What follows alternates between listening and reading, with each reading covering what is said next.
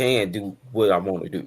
You have to stop. You have to step up on the stigma of epilepsy. You have to damn near break his neck.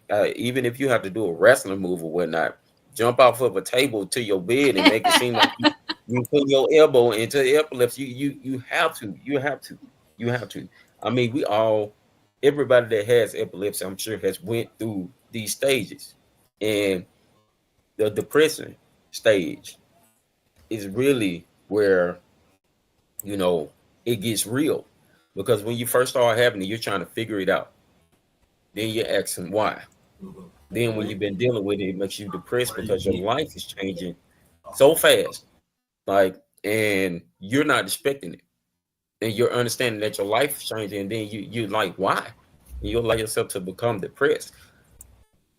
Everybody that has epilepsy goes through it. Even the caretakers, they go through it because they watch you going through it. And a caretaker tends to want to have the answers to make you feel better. But this is something that you have to fight that off. You really have to fight that off. This is the part where you have to stand up. You have to find a place, go to it, and you have to unlock that divine strength. Because once you unlock that divine strength, you'll be able to come up out of that and get up on a good note and start walking in your essence, and understand and realize that, hey, you got it. Don't let epilepsy stop you. Don't let them, I call them demons. Don't let the fact that you be fighting with demons from time to time stop you from living your life, because you deserve it, just like somebody who doesn't deal with it deserve it. You deserve everything that you want. You deserve to be blessed. So in order to be blessed, you have to believe. You have to believe up in it. You really have to believe up in it. Because even if you don't have seizures, there are going to be points in times where we're down and we feel like off or feel sad. Those are going to come. But hey, darkness comes right before the light. You have to believe that the light going to come. If you don't believe that the light going to come, then you'll never see the light. Hey, well, let me just say this. I believe that you have to conquer the dark. You got to conquer the dark. You can't run from it. If you go to the dark, a lot of people look for an escape. And my thing is this. I tell my sons this all the time. The struggle is where character is built. Now, mind you, nobody really wants to go through this struggle, but you have to be comfortable in the dark. When it comes to the dark, you got to love it just like it's yourself, because if you can't become one with the dark, you'll never be able to appreciate the light. You know what I mean? So lean into epilepsy. Definitely don't run from it, but you can't get away from it. You got to learn to live with it. You can't feel sorry for yourself. Like Miss Rose said, you need to get your butt up and get moving. Like the day don't stop. The only thing you really get in this world is time. And once it's gone, you can't get that back. You can get everything else back, material, but time is the only thing you don't get back. So don't sit back wasting it sitting on your hands. Get out there, get something, and help someone while you do it. Heather, we've been trying to figure out a way to do the pumpkin thing for Halloween, the purple pumpkin.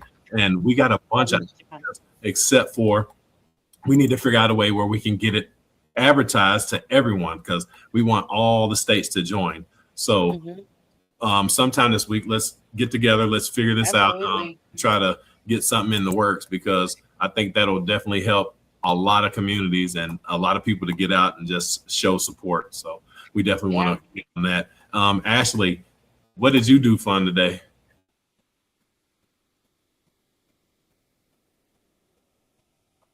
Can you hear us? Can you hear us, Ash? I don't think she can. Yeah. I know she said she was going to log out and log back in. Come back in. Right. Rose is coming to save the rescue. Rose, how'd that rental car turn out? Right now. Rose, can you hear us, Rose? Yeah. Rose can hear us. Hear them? There she go. No, All right, there they go. Log out. Yeah, so Rose came in clutch this week. I got to give a shout out to Rose. Amen. Curtis started a new job this week, and I needed to get him to Jupiter to do some testing and onboarding and all of that stuff. I did a drug test. I passed, of course. All them haters out there, let me tell you, Lamotrigine only. So Rose came in clutch while I was at work, and she now, took next my week is honey something different.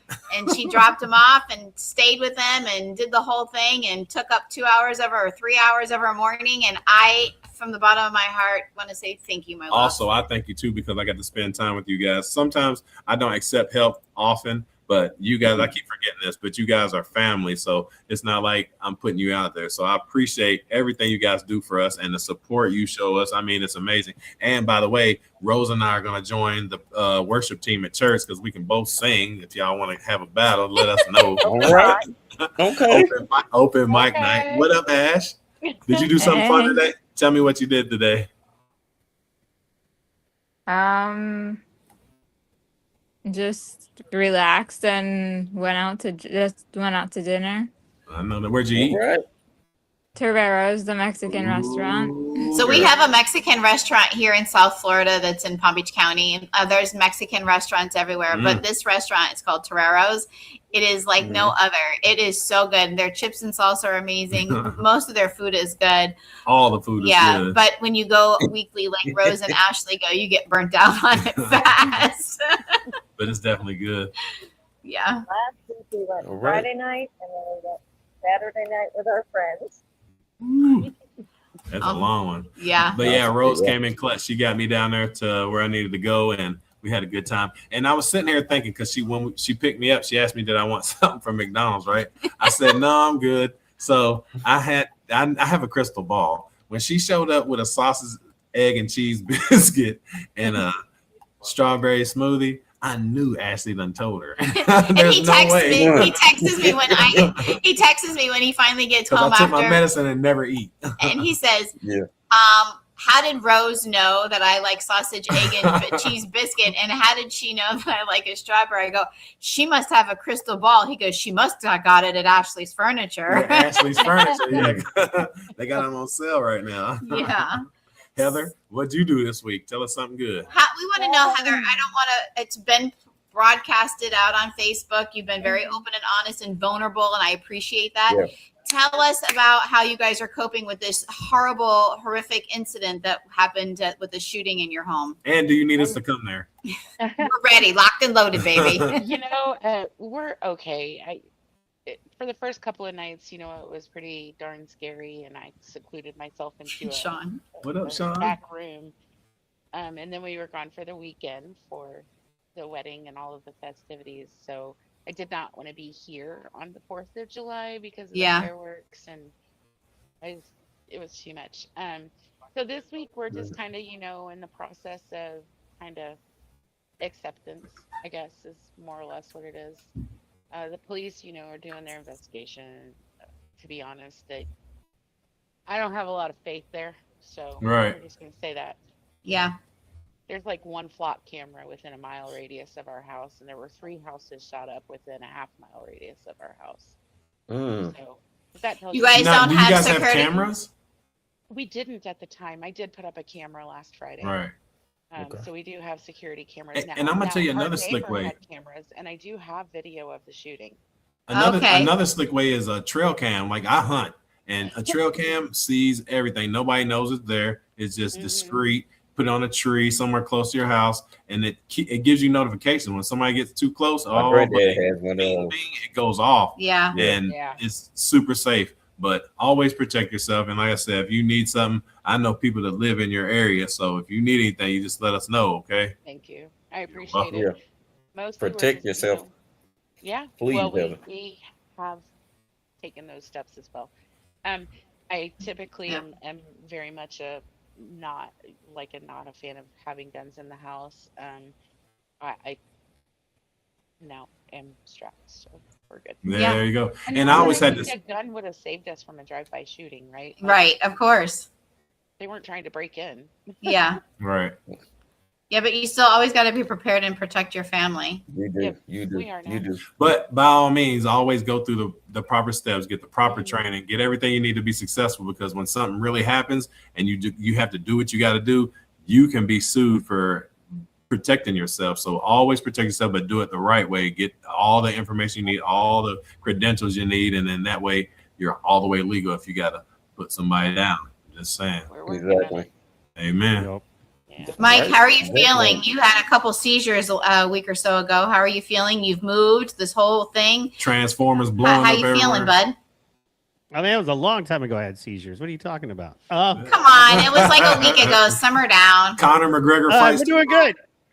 I know. Aren't we excited about that, man? We're doing good. Oh, yeah, doing buddy. Good. So loving it, man. Loving it. Excited, right? So stuff is great. Stuff is great. Yeah, man. What I'm really happy about is not having any seizures. You know what I mean? Through the move. If any of you know about, Awesome. Yeah. Hey, you know, Amy. moving. You know what I mean? And dealing Stressful. with moving in the heat, and then Yeah. moving in the heat in you know, like literally the day Yeah. after a tornado comes through and blows like the power lines in your house and stuff. Anyway, oops, sorry about that. You So look like you can fell see out nothing of your set up. chair. I know, because I slipped on the thing. Anyway, long story short, guys. Are you we're gonna be okay? okay. Like, now you We're see gonna me, be now you okay. know. We're fine. That was a good magic Mike. trick. John Mike, you Cena's over there up here slipping on tonight. your pimping, man. And I'm gonna You go. got that I'm slipping gonna on let your y'all do pimping, your Mike. thing, man. Hey, Rose, tell Sean we said hi. We seen him peeking back there. Hey, ask him about that super cream. The no lotion Look needed. at Ashley. Gone. Super cream. Oh yeah. No, you don't let me wanna tell you, know. there's no lotion needed. Make your leg nice and Okay. smooth, and it Okay. heals. Okay. All What right. type? Is Rose getting it? All It's right. a THC. It's a balm. He was having knee problems, and so he'd ordered something on There it is, right Amazon, and it's a topical balm, and it has THC Okay. in it. And Sean, her husband, is Jamaican, and so you know it's ashy season, right? Yeah, buddy. So he moisturize. rubs some on his legs, and he goes, "Holy cow!" Because I rubbed it on my knees. I didn't have to put lotion on for 2 weeks. He goes, Awesome. I'm gonna rub it all Nice and over. smooth. Hey, I promise that slap it sound down like with that. some. Yes. I might need to get some of that because Yeah. my feet have been Like you've been My kicking feet flower have been on bags. fire. Yes. Kicking back I the promise. flower.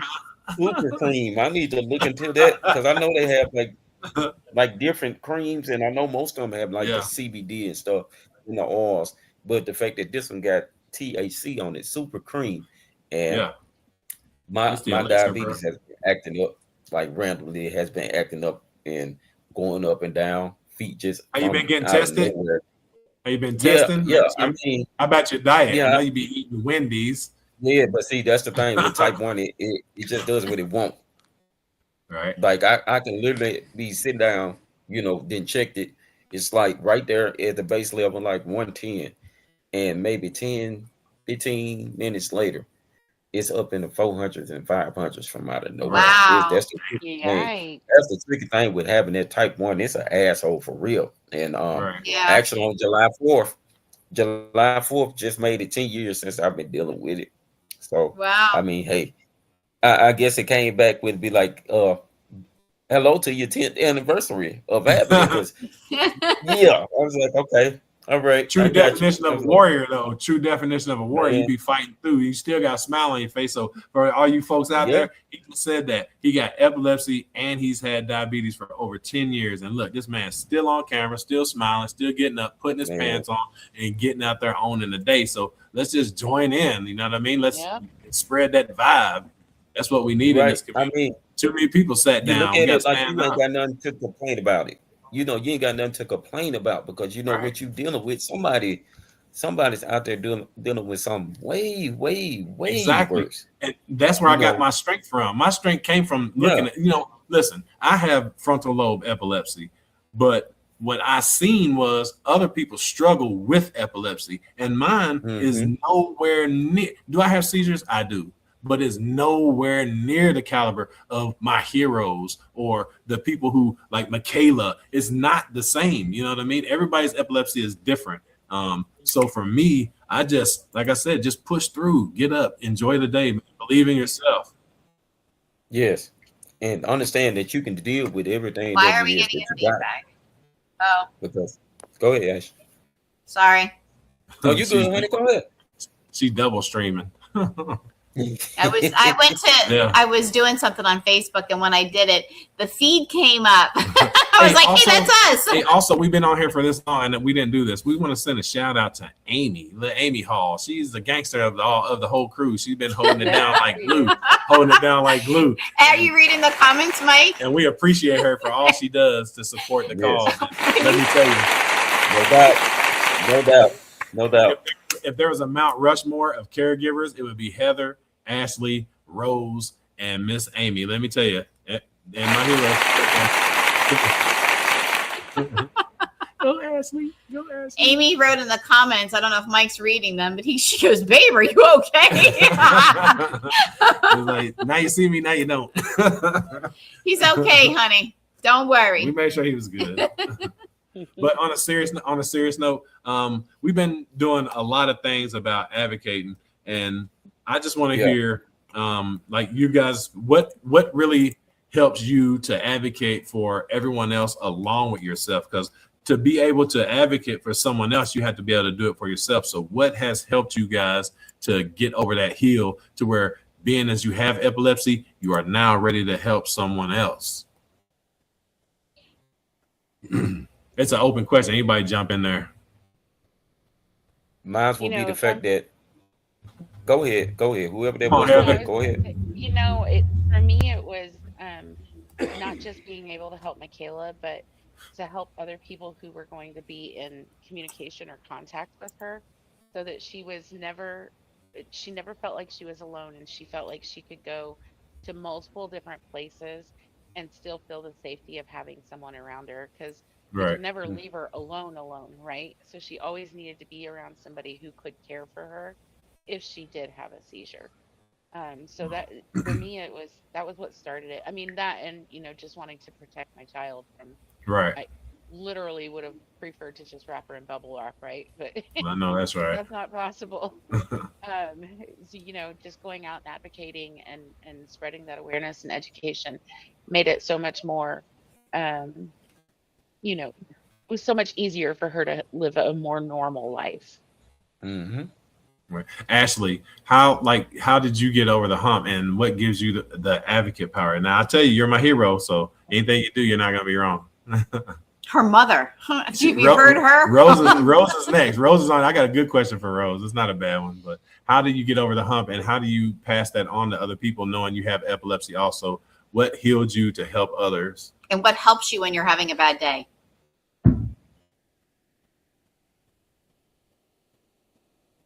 So what got me over that hump? So I don't know if any of you guys heard about Camp Boggy Creek. It's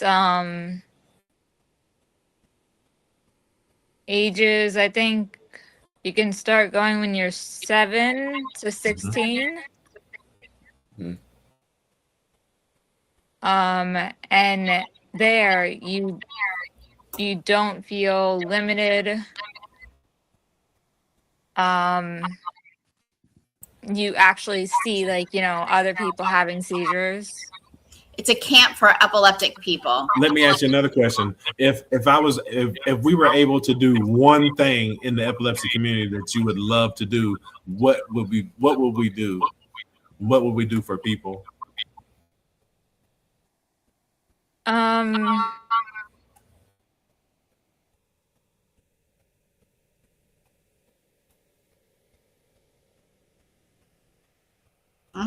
He gave you a tricky question. Yeah. Well, okay, so let me rephrase it. Maybe it'll help you a little better.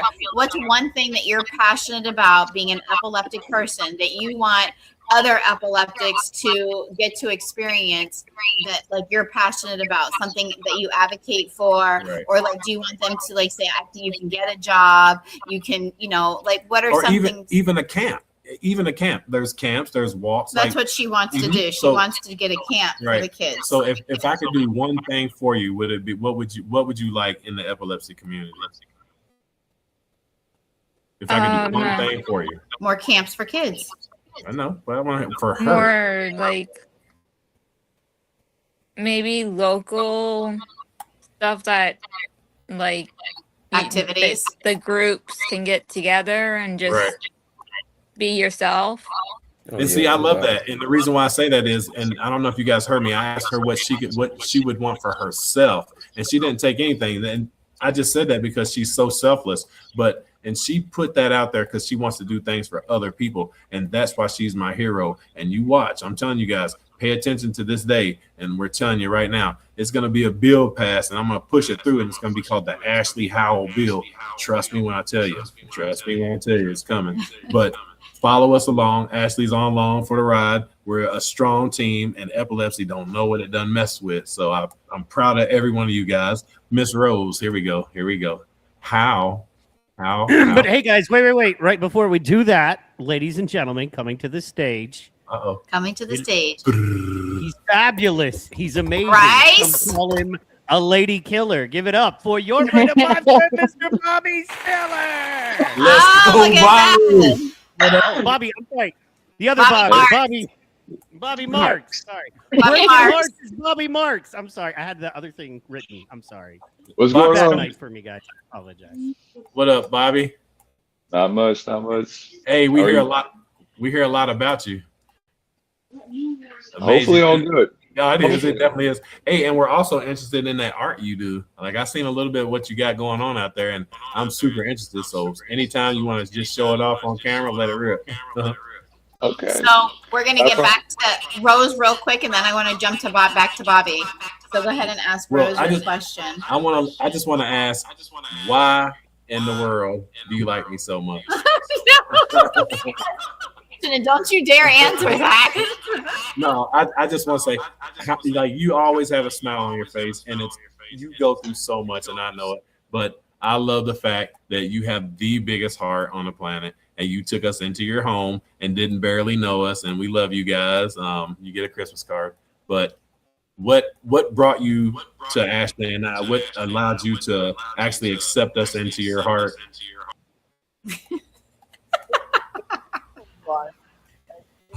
It feels like I've known you for years. Yeah. It's just, God brings people together and they just click. Right. Yeah, it's definitely God's work for sure. It definitely is. And I just want to say thank you because, like I said, you are the fuel that got this machine. The goat. That got this machine going. And Ashley is the purpose. So I thank you from the bottom of my heart. My family is your family. And anything you guys need, we always got you.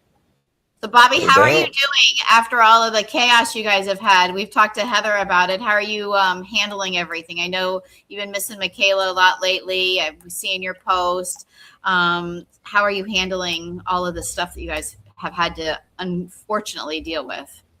Well, it's hard. Yeah. When personally, as a teen and a young adult, I dealt. It's not unfamiliar to me, but having a family now, and what really bothers me right now is the face my wife made and my grandson made. That really bothers me. It's probably the hardest thing out of everything. Because it's all new for them. She's never ever been in a drive-by, and my grandson, I was hoping, would never have to experience one. And it's hard. I kind of feel like I failed them as far as like trying to keep them safe. And right. I know it's not my fault, but I feel like it's my responsibility as a father, as a grandfather, as a husband. To protect my kids, protect my wife, to protect my grandbabies. So I can understand that. But it isn't your fault. It is not your fault. You do know that, right? I just want to say from a man to another man, I appreciate you coming on here and sharing, brother. Like, it takes a lot to get on camera and tell your story. And from the bottom of my heart, thank you for that. Because it just gives other men out there the confidence to get on here and tell their story. And I can see that you're a little vulnerable. I'm the same way, brother. So if you ever need someone to talk to, call my phone, bro. I'll give you my whole number. That way you don't got to message me on Facebook. Not just the zip code or the area code. I'll real. give you the whole and thing. Like I said, I know my dad lives in Kentucky. So when we go there to see him, I'd love to meet up with you and Heather and just kick it, go out to eat, do something. You know, hit the Bell of Louisville. Let's do something. Yeah, that'd be nice, man. That would be real nice. And it's an open offer. Y'all come to Florida, you can stay here. I promise you, we got an extra room, but we definitely want to link up with you guys. And anytime you want to talk, brother, I'm there for you. Okay. Speaking of Florida, Coraline's down there right now. Okay. Look at that. Jelly. Bobby, my brother, man, it is good to see you. Oh, you're one of the few people on the screen I have hung out with in person. We sweated in a park together. That's right. One of the times I can say I have been outside sweating on a Saturday morning, and not because I made poor decisions the night before. Poor decisions. Oh my. Anyway, man, it is good to see you guys. Man, I'm so glad. I was really hoping you guys would come on and share a little bit about, what you're going through, and thank you for doing that. I'm looking forward to the art that comes out of it because of your expression. And Heather, thank you, because what I've noticed and what we've all noticed is that you guys have not stopped. That's right. Kept pushing. Yes. Being who you are, and I expected it. And if you need a break, take a break. You know what I mean? Really, seriously, the one thing that we need to remember, all of us, because man, I love y'all, but man, we are grinders. There's not a one of us here that if we're not inspired, if we don't have passion, if we have passion and a love for something, you know what I mean? We'll give our teeth for it. You know what I mean? We'll give the last bit of everything we have for it. And that is beautiful. And that's what makes us us. And I think that's what makes this so wonderful. But I think it's also important to remember sometimes it's important to, rest, restore, recover. Exactly. Tend to yourself. Yeah. Tend to yourself. So don't forget about yourself while you're thinking about other people. Exactly. But I wanted to thank you. Yeah. But I wanted to thank you guys for coming on. And Curtis, Ashley, Enrique, me, Amy, Rose, Ashley, we all love you guys so much for your contribution. Right. And I'm picking out the right frame, Bobby, as I'm building out my new studio. I'm going to be having the art that you gave me. I got a frame for it. It'll be displayed prominently when we get it done. Then anything you want to do for us, holler, we're available. So to display your art. So, Right now I'm got my hands full with the projects I got going on right now. Hey, I seen you got some murals going on. I'd definitely love to see them. Growing up in California, man, we got those all over. So when you get one done, post it definitely or share it with me because I get down. Tell them about the one mural that you get to do. I finally broke down. I didn't break down. I finally got the board to break down and allow me to paint murals. I'm doing one on a corrugated storage trailer, like one of the big old cargo trailers. Yeah. And it's going to be a two-sided image. So in one direction, it's going to look one way, and if you go to the other side and look at it, it's going to have a completely different other picture on it. Oh man, it's awesome. Definitely. And it's a task, but I just got started on it, working on drafts. But it's for my neighborhood, it's for my community. That's right. It's something that, even despite what happened in my neighborhood, and luckily there was no tragedies that night. No one died. Right. That's the most important. And that's the best part. And not just in this house, but in anyone's house. One person got injured, but other than that, no one died. And that's the blessing. Thank you God for that. Talk about heroes. Yeah, I didn't pay. We did cash. But $41. Right. I will get the door. I take pride in my neighborhood. I care about my neighbors. I've worked real hard to build relationships with my neighbors, especially the ones on my street and the street behind me. The community center I work with or work for, they also try to build bridges here, but they find it difficult because they don't live here in the neighborhood. They don't know the needs, and they don't understand the complexity. It's not just that this is a poor neighborhood. It's more to it, and so I help bridge that gap. I help them understand. I'm their foot in the door when it comes to this neighborhood because I mean they've tried doing it by themselves and gotten robbed. They've had their cars stolen like right in front of them. So I kind of am the in between guy, the middleman. The moderator. Exactly. The moderator. Love that neighbor, man. Hey, thank you for that, man. Thank you for doing what it is that you're doing, man. Because you know you have people who come in, but it seems like the people who actually get along with the moderators are the people themselves.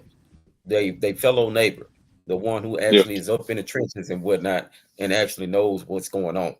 Like knows what's going on because you're the one that actually bridges the gap, like you said. You're the one right there in the middle where you got new people coming in, then you got the old ones coming in.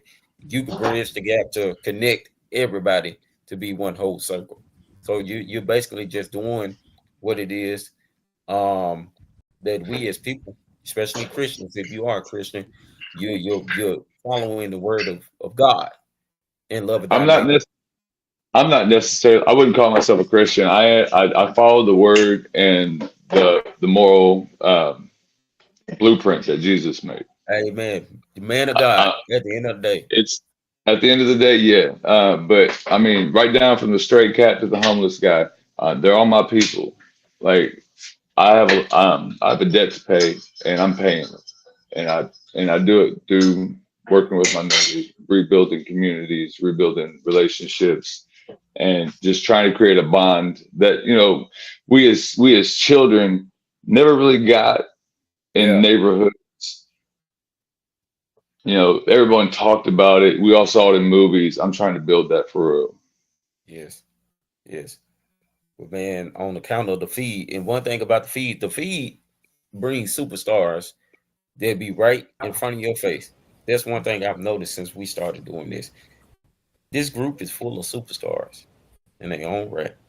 Y'all but like we're so entrenched in our neighborhood. Like they knew about Michaela. They knew about epilepsy. A few of my neighbors actually, like when my dog got loose and KK was helping me chase down Bruno, my neighbor stopped and picked her up because he saw that she was having problems and actually saved her from falling and having a seizure later on, like getting out of her truck. And like the people at my gas station, I love the people at my gas station because she's had seizures there and they protected her from both people and the cops. And allowed me to take care of my daughter, allowed her to recover and all that. Exactly. And that's what I'm trying to build because I saw it in movies. I saw, a community of people just all helping each other and just there for each other, sharing little casseroles and whatnot. And, recipes and sitting on, neighborhood barbecues and stuff like that. And I wanted that. So it's been my goal since I've changed my life to build that. That's right. And it exists. Let me tell you, I came from rock bottom. I came from rock bottom, man. I own a house now. I got successful kids. And I was that guy that never thought I was going to make it because, like you said, I was living out the movie dreams. When I was young, I had movies like Menace to Society, Boys in the Hood. So, of course, that's the thing, especially if you don't have a dad in the house. You got somebody protecting you. You have people you're supposed to trust, things you're not supposed to get. So now you're living that life. So next thing you got to do is break away from it. And it was the hardest thing for me to get away from. But I'm like you guys, we had a drive-by, but I was actually hit. I was hitting my arm. And trust me, it don't feel right. And the bullet wasn't even for me. It was for someone else. And that's the bad thing. What they said, guns don't kill people. Stupid people with guns kill people. And don't bullet have a name on it. But I'm just glad that you guys made it through. And also, I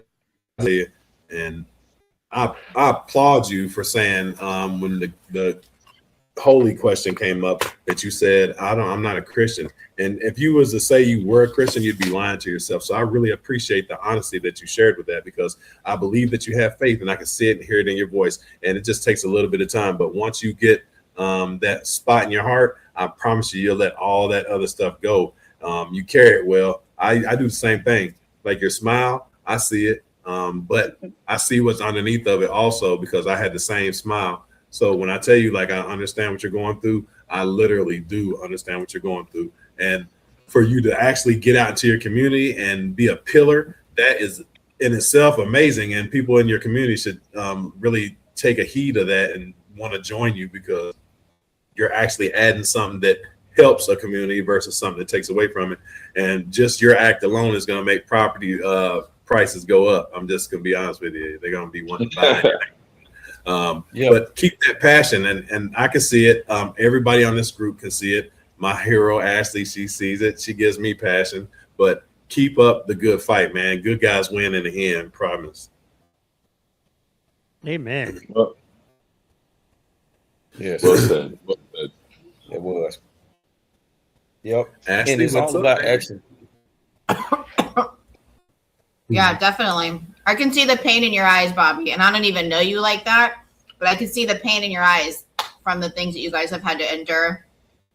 So you're carrying yourself beautifully, and trust me when I tell you, God will carry you through this. He's going to. And it's not just one person. You have 1, 2, 3, 4, 5, 6, 7, and there's Bryce, there's Courtney, there's 9 of us here. Everybody's from different backgrounds, but we support the same cause. See, that's what makes us different from everybody else. Everybody else is, I don't fit in with them. I don't fit in with them. I don't know any of you guys. I met Ashley. She's my hero. I'm going to say it again. But all you people are family now. I'm not going to call you all you people. That's Mike. That's Enrique. That's Heather. That's Bobby. You're my family. So when I take you in, like, you are in my heart forever. This is not part-time. This is not playtime. But what it is, it's the right time for us to take over, because voices should be heard. And it's been way too long. People have been sitting on their hands. And let me tell you, God picked the right people, because this group right here is going to get something started. And I promise you, it's going to be greater. They say it's going to get greater later. And I truly feel that in my stomach. I tell my wife every day, I said, this thing is going to take off. And it's because it's guided by grace. And it's a lot of people who have passion, and it's forged in fire. You know, it's in your chest. There you go.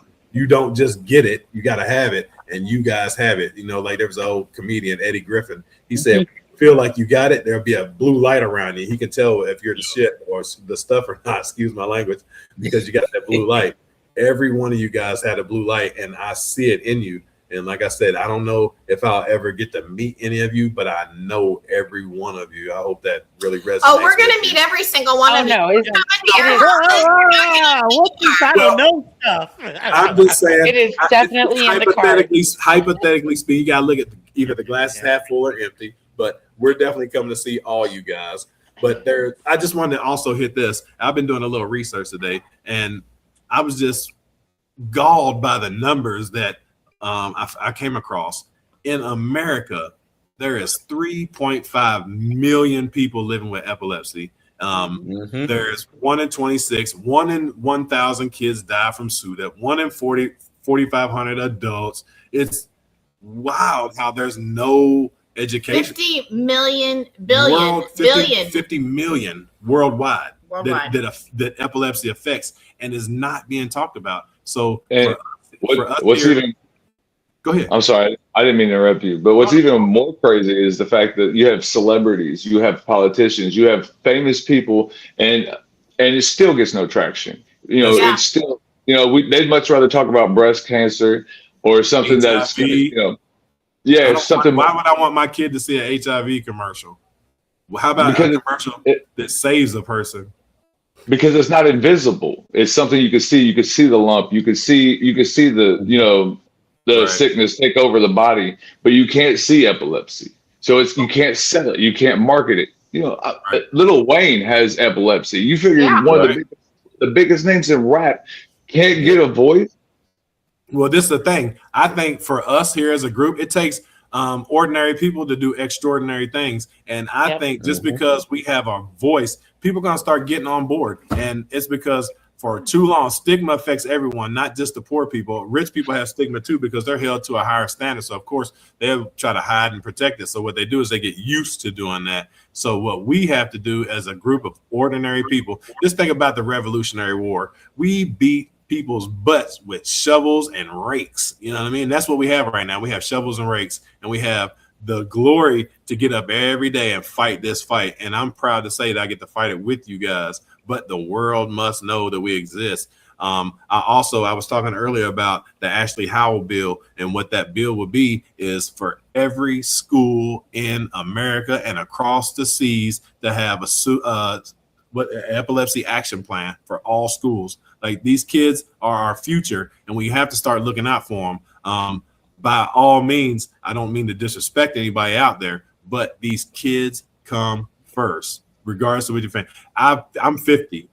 I've lived most of my good life, and if I had to end it today, I would end it today to save one of them. And we got to get the education out there. We need outreach in these communities, and it takes the communities to raise their voice. Until you get in your community, you start opening up, and you tell these officials, and you stand around in public places where you belong, you could tell these folks, hey, look, I have epilepsy. We are what epilepsy looks like, and we have to fight for that. Because if not, get funding. If not, we're not going to get it. And what we're doing here at Epilepsy Awareness South Florida, the Face the Epilepsy Information Lane podcast, and K-Dubs Warriors, we are Crusaders. We are looking for support, and that's where we're going to get, because if not, we're not going away. We'll be here. We're going to be the squeaky wheel that never goes away. That's right. So eventually the squeaky wheel is going to make enough noise that they're going to recognize. It may not happen tomorrow. It may not happen next week, but I can guarantee you by the end of this year, they're going to be looking at us, and they're going to be saying, okay, this community is not going anywhere. That's right. How can we support them or shut them down? And you're not going to shut us down. So you can try whatever you want, but we're going to keep at it. Hey, I'm gonna reference it like this. Now I'll let somebody else talk for a minute.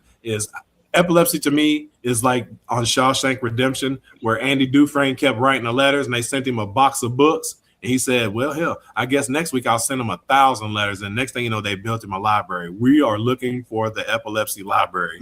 And I'm telling you, we're not going to stop until we get it. And that's the plan. We're all voters. We all vote. And what we have to do is start making these people live by the saying, for the people, by the people, not for the people only if you don't have epilepsy. We have epilepsy. We need commercials. We need people getting trained. We need our first responders knowing that I'm not a drug addict. I don't need Narcan. We need people to actually step up and learn that you don't put a spoon in someone's mouth. You don't hold them down.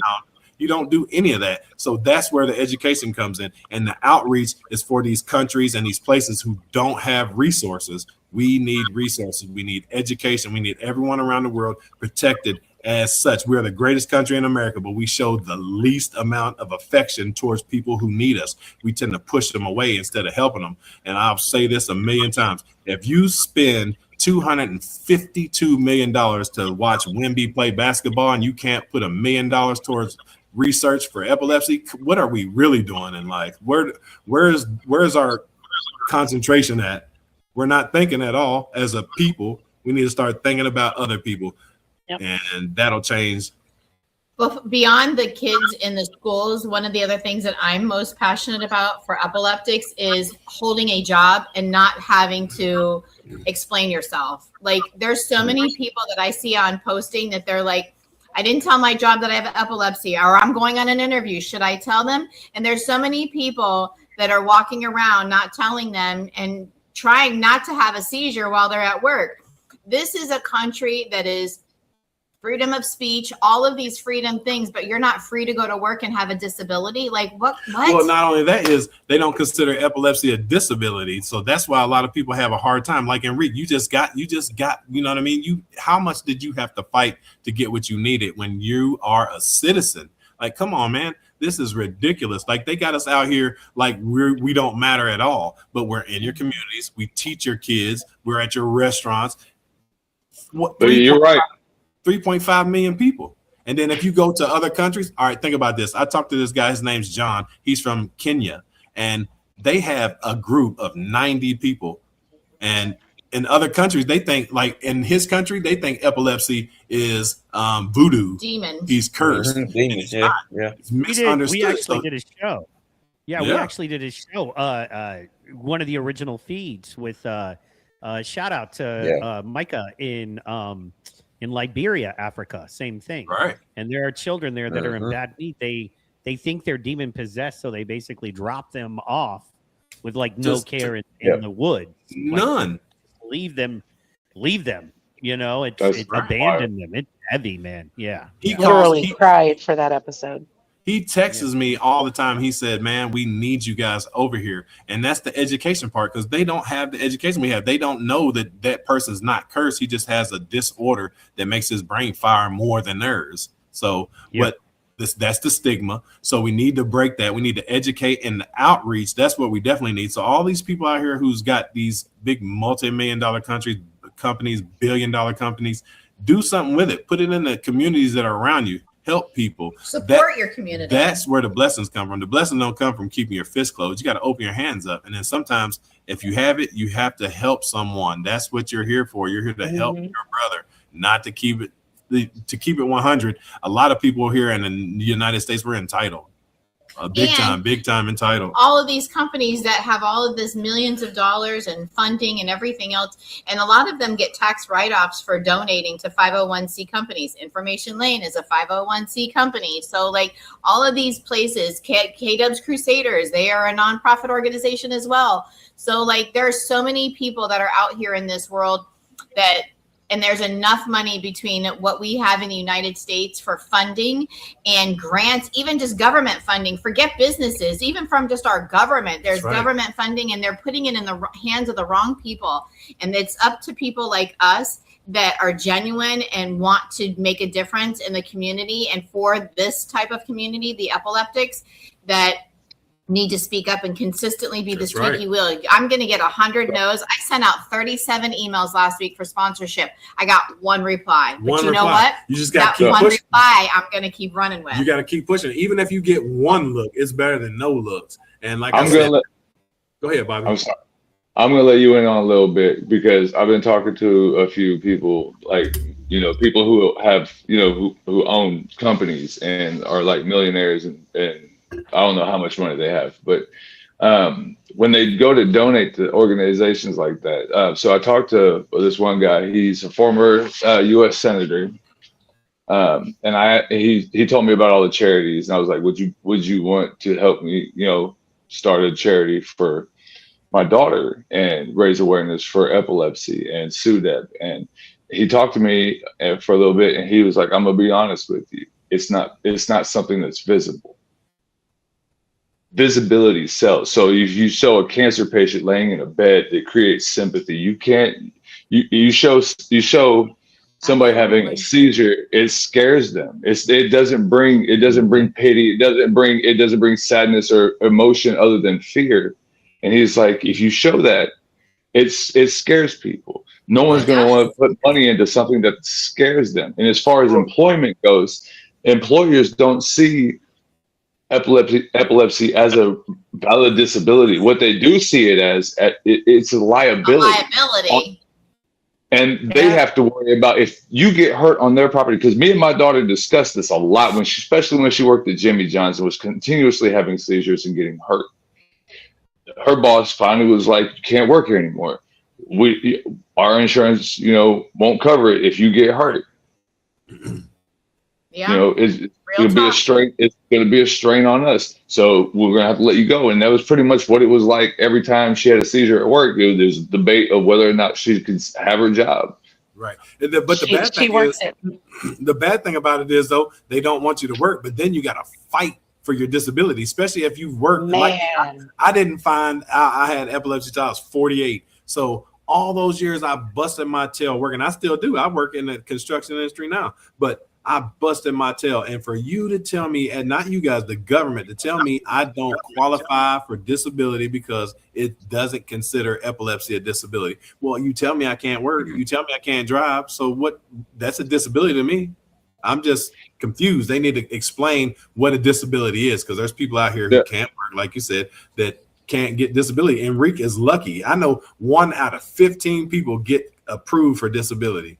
Enrique, did you get a disability finally? Finally did, yeah. Yeah. And most times the process. Go ahead, Enrique. Go ahead, Bob. I was just going to say most times applying for and getting disability is a long, drawn out process. Yeah, it is. It definitely is. Jump through hoops. And I've watched my daughter jump through it. I watched my mom jump through it. And it's just like endless. And then you have to, reevaluate every so often, and then you have to jump to the same hoops again. And How long did you fight, Enrique? First off, let me thank y'all. I just been sitting back listening to y'all. Y'all basically have been saying what I've been saying to myself, to other folks since I was 14 years old. I've been fighting for 12 years. I haven't worked a corporate job about 12 years, because I remember I started 2014. It's like what y'all mentioned about being a liability compared to it being a disability, but this epilepsy basically just shows that common sense ain't Turn always the common. camera off so you can eat.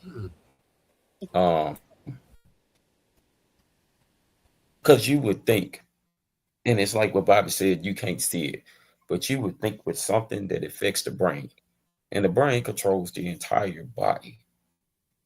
So if your brain is going through something, your whole body goes out of whack. And if your brain stops working, your body shuts down.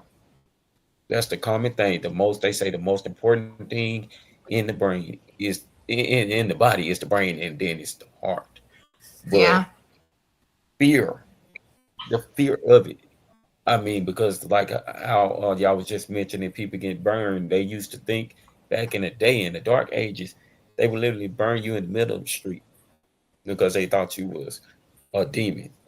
They thought you were possessed. Right. But there are so many different types of seizures and things like that. But you would think, see, the key word that I just said is think. You would think that something that goes on in the most important organ, the brain of all places, that you will put more emphasis on it. More people die from seizures than Parkinson's, than breast cancer, than all of those diseases. But than anything, it's the highest rate. Yeah, basically. But yet it's still something that's just logical, common sense. I have a brain disorder. I have a brain illness. If my brain stops working, my body stops working.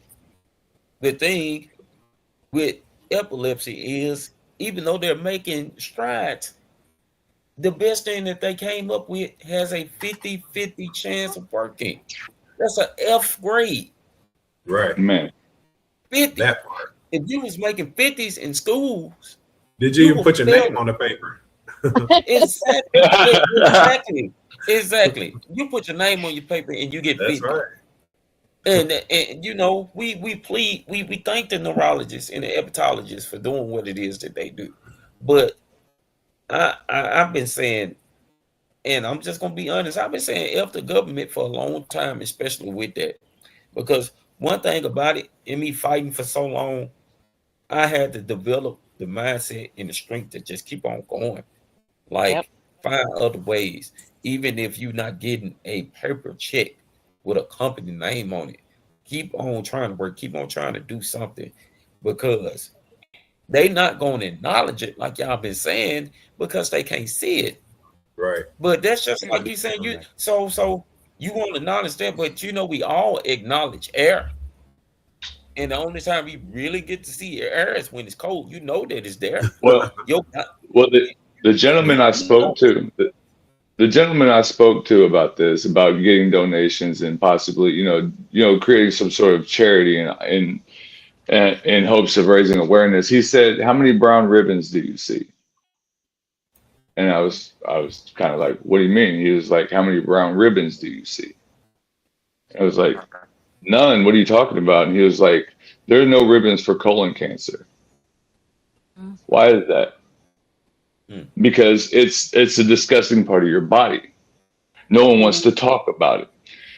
And why do you think no one wants to put money into seizures and the seizure research, or in the epilepsy, or any type of brain disorder? You know, Parkinson's cells, cerebral palsy cells, because it's visual. Epilepsy, there's no sign unless you actually taking a video of a person having a seizure. There is no sign that they have anything wrong with them. That's why I call it the silent. I call that the silent killer, and it wouldn't be so if they talked about it. It's got to be talked about. That's what we're here for. That's right. Nobody wants to put money into things that scare them or disgust them. Right. And until we find a way to get people, and unlike the drug epidemic, where if a rich kid gets overdoses on heroin, now all of a sudden the rich people care about heroin. Like you said earlier, rich people, when you've got money, you have a certain look, you have a mask to put on. And you can't let anyone know what's behind that mask, whether it be family problems, disabilities, or financial distress or whatever. You have to wear the mask, and so you can't speak about it. Otherwise, it puts embarrassment and shame on you and your family. Well, I think though, if you find the right people, none of that matters because they're gonna accept you for what you got going on. You know what I mean? So, this old man told me one time, and I'm pretty sure you guys heard before, said if you can't change the people around you, you got to change the people around you. And a lot of times, that's the tough part. That's the hard part, is to try to start over when you're so used to living a certain type of way. But with epilepsy, they have to realize it. I mean, literally, they have to realize they have to. They say it's not visible. Well, I told them, tell that to the caregiver who has to hold their child, you know what I mean, at the end of the day, or give them a rescue med. That right there is proof enough. So even though the world don't see it, families do. And a lot of times they say the world they talk about it, but let's see them be about it. You know what I mean? That part, that's where we need to start. And I think too, go ahead, Mike. I just gonna go ahead and finish up, man. Top of the hour. I have a little video that I wanted to play for us. It's for Heather and Bobby, but for everyone, that I think it's going to work for all of us. And it's just a little inspirational video. So go ahead, please finish, and then we'll drop into that, rolling into the top of the hour. Come on, ladies. I think for me, where we've been doing sponsorships, it's people that supply things for epileptics. The pharmaceutical companies that supply medications for them. It's the epilepsy alliances, the advocacy programs. The advocacy programs. That's where I want to start at, because all you need is just one person to believe in you. That's right. And then you can get to that next level, and then the next level, and then the next level. And then we're at the senators, and then we're at our state representatives, and then we're at Congress. So I think once we start small, which is where we're trying to focus ours on, we're going to start out small with the pharmaceutical companies and things like that. And then once we get a couple notches on our belt, we're going to the state, and then we're going, to the Congress, and we're hitting the big dogs, and we're going to be a and not only that, is all these people have budgets. There's a budget for a reason. And the reason why I say that is there's no one else out there doing what we're doing. And there's a lot of companies out there that need what we got going on. And I promise you, all we got to do is keep raising our voices. They're watching. There's no people. I bet you go tomorrow night, check out on Friday night, see how many people's on the camera talking about epilepsy. It's not. There's no one. I researched it. There's nobody doing what we're doing. So that alone is going to get people to look at us. And like I said, all they had to do is give us $1 for everybody who has epilepsy, and that's $30 million. So that's what we're looking for. After you show your video, I want to talk about what we got coming up in October. Okay, then. Absolutely. And just so y'all know, if we got $1 from everybody with epilepsy, I would take my small, tiny little cut, and you'd never see me again, and we'd all be happy. It'd be great. We'd be in the Bahamas, huh? I'm kidding. Okay, so check this out, guys. Y'all this know is what? An inspiration right here. Oh, go ahead. Uh-oh. No, I was just going to say, y'all know what? That when you don't have a cure, you tend to just push it off. That's basically what it is. Yeah. Yep, true that. I don't care how good you are. I don't care how talented you are. I don't care how much you work on yourself. There are some times when things aren't going to go right. There are times when anything that can happen will happen. Life happens. The unexpected, the uncalled for, the unintentional. We've been damaged emotionally. Damaged spiritually. It may be your business. It may be your heart that is broken today. It may be the number in your bank account that is screaming, you are broke. You can break physically, you can break mentally, you can break your heart, you can break your spirit. And all of those are gonna leave a mark. But the mark that they leave can be the mark of victory or it can be the mark of defeat. It is staying with the breaking that produces the blessing. It is not what you go through that determines where you end up. It's who you listen to. Because I think right now you are walking through a valley between two voices. One is wisdom, one is worry. One is gratitude, one is grumbling. One is blame, one is faith. Because every time you break, and in every way that you break, while it's a chance for you to give up and for you to fall apart, but there's also opportunity to get stronger and get smarter and get faster and get tougher and get more stable and get more resilient and get better.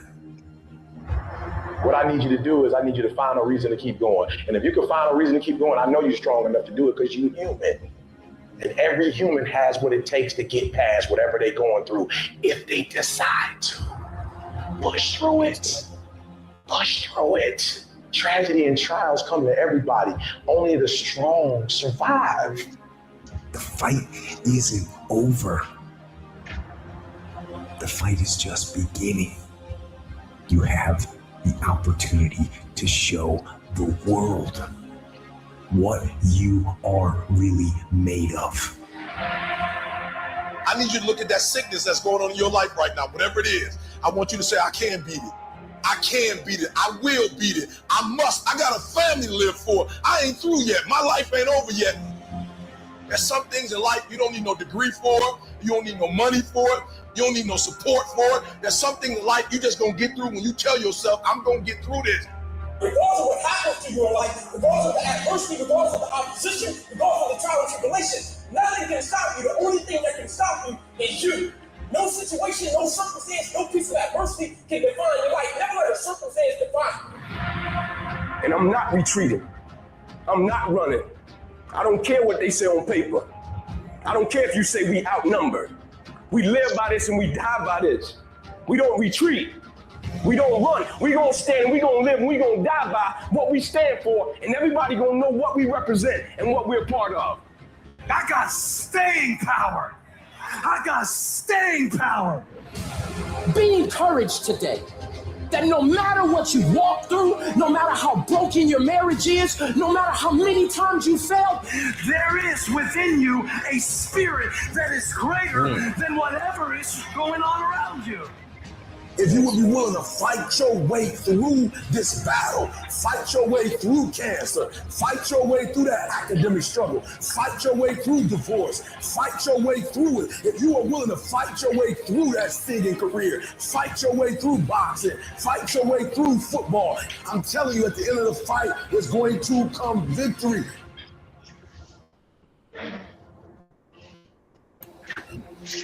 And as you crawl up and out of that dismal and wretched place, as you rise above what you were, and as you take the form of who you are supposed to be, you will see that in the very act of standing up, in the very act of fighting on, you will become and you will remain unbroken.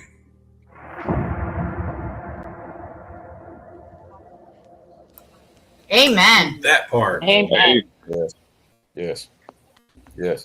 Excellent video, Mike. Excellent video. Thank Definitely, you. man. That encouraged me. I was like, oh man. Yes. Yeah. Yes. That's basically what's the word being spoken through a human being's form to everyday language. It was through the struggle. And that Lincoln Park in the background even made it even better. I mean, you deal with everything that you deal with because you can handle it. Right. Yeah. You never let anything overtake you. Do all of your struggles, because if you think that you're not gonna go through nothing, you need to go back and lay down and wake up again. It is said in stone that you are, because you are gonna deal with things. It's just that's just life. Life has good times. Life has bad times. But you don't become strong in those good times. You become strong in those bad times, but because you have to deal with it. You have to find a way to deal with it, endure with it, and come through. And once you come through, you become stronger because you did go through a trial or a tribulation, which is why us just being people of God, we thank Him in the good times and the bad times, because those bad times helps us stay humble and become who we are today, the people that we are today. We thank Him through good and through bad, because hey, it might not be something that we want. It might not be something that we don't understand, but we can handle it. We can handle it. It might be some stuff that just be, blemish and just turn you up. But like that word that they said, endure. We can endure through it. But you have to choose to live that type of life. You have to choose to get up when you falling down. That's right. Ain't nobody make you get up. Come on. Ain't nobody make you get up. You have to choose to get up. Talk to him. But if you choose to get up, then you develop that type of strength that be, hey, I'm down, but I'm not out. There are going to be better days. One of my favorite rappers, if not my favorite rapper, Tupac, has a song called Better Days. There are going to be better days. Hey, rain comes before the light, and rain actually makes the grass grow. Them thunderstorms and all of that, hey, there's a season and a reason for everything that we deal with. But at the end of the day, we deal with marathons. We don't deal with sprints. But if you can endure to the end, you will receive that gift that is waiting up on you. All you have to do is just keep up and just keep going. Just keep going. Don't stop. Don't stop. That's it. Just never stop. Never stop. Keep going until you can't go no more. It's just my 2 cents on it. I'm picking up what you're putting down. That's right. Let me get a double order of that. Yeah. Man, if you want to feel like you're going till you can't stop and you just can't do anymore, come help me move in 101 degree weather in July. After Tornadoes a tornado, about the 5th or 6th load, you're gonna be like, I'm giving all I can give, Mike. I promise you that. You know what I'm saying? It's like the fourth quarter, is it? Right. We gonna be all right. Right. Yes, that's right. Because when you look back on stuff like that, yeah. Amy says, when you look wise word. back Shout out on to the everybody stuff listening. that By you the way, went we through. got Who we got, Mike? real fast. We got Loretta. Shout out Loretta in the building. Let's go, Thank Loretta. You so much for dropping in, Loretta. Yes. Yeah. Loretta. She Thank enjoyed the you, video. Loretta. We got, of course, Rose in the building there. We There got goes Bryce Rose. in the Rose. building as well. What up, Bryce? Bryce? Hey, Bryce Bryce. in the building. Go, He said he's Bryce. trying to come Bryce in through. the but, building. You can come in you know, whenever he's you're ready, buddy. Kung Fu kicking. He's I a see young him. man.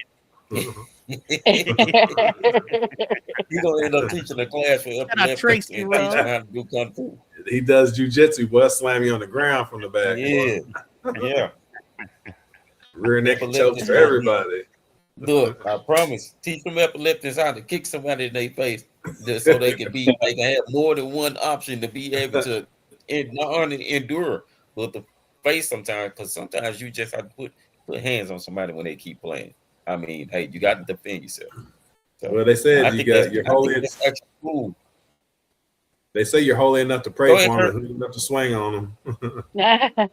Hey, exactly. Be like, I don't want to, but I will if I have to. Right. And Well, my favorite phrase is try Jesus, don't try me. Yeah, that's right. That's right.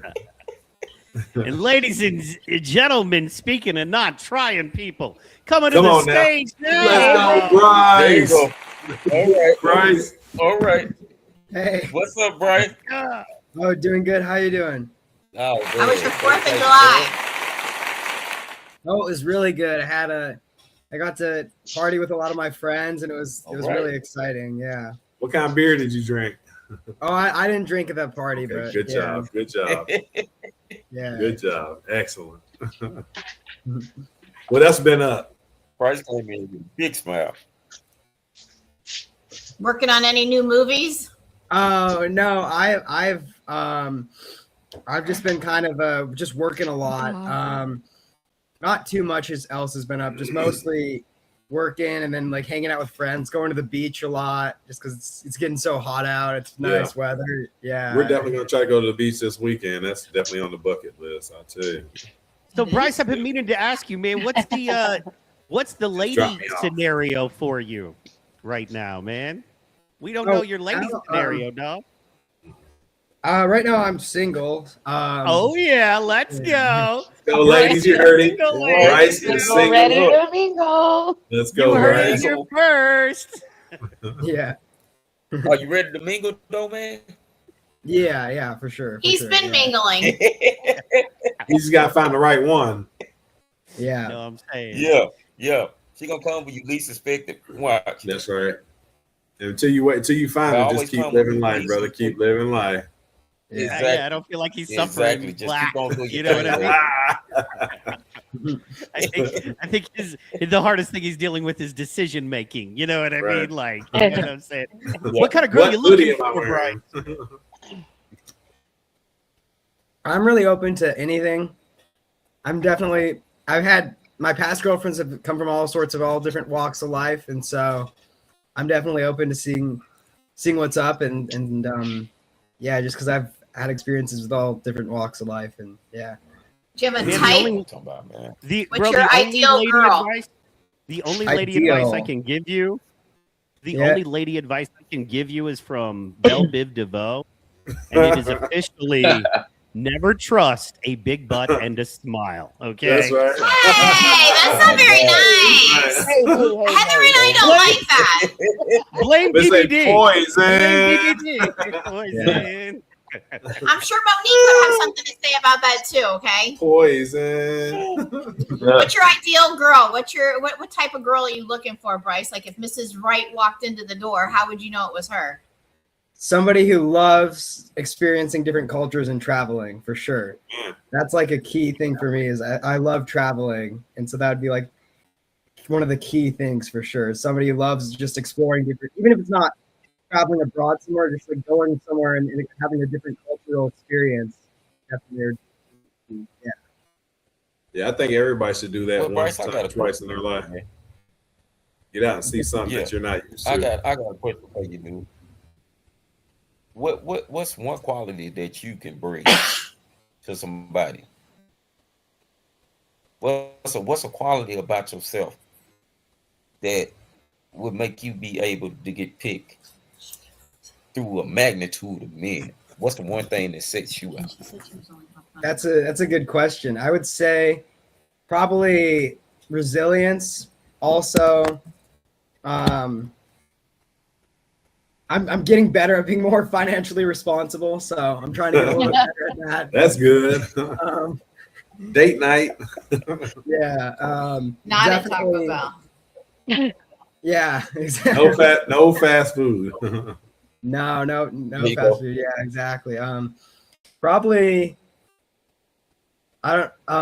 somebody who probably appreciates all sorts of different genres of music for sure. Like I was listening to some Latin music earlier, kind of reminded me of some of the Florida folks for sure. Some of this Cuban music, yeah. That's right. Come Suavemente, besame. Never mind. Sorry, wrong song, wrong station. That's all she knows. I know more. It's just not that type of night. It's not the type of night Is it ever? Listen to some music. Negative Ghost Rider. I don't know. You got to live across from our neighbors. It's always that night on Saturday. Yeah. Behind our house too. Salsa music. Mm-hmm. Yeah. Yeah. Maybe neighborhoods over, you can hear it. They got loudspeakers outside or something.